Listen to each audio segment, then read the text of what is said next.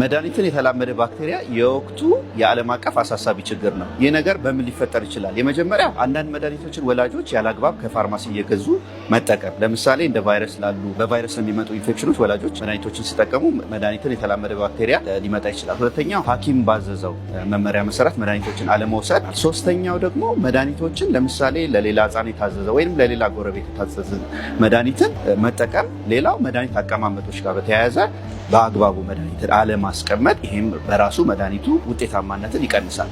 ስለዚህ መድኃኒትን የተላመደ ባክቴሪያ በሕፃኑ ጤና ላይ የተለያየ እክሎችን ያመጣል። የመጀመሪያው አንዳንድ ቀለል ያሉ በሽታዎች በጣም ከፍተኛ የሆነ ጤና ላይ እክልን ሊፈጥሩ ይችላሉ።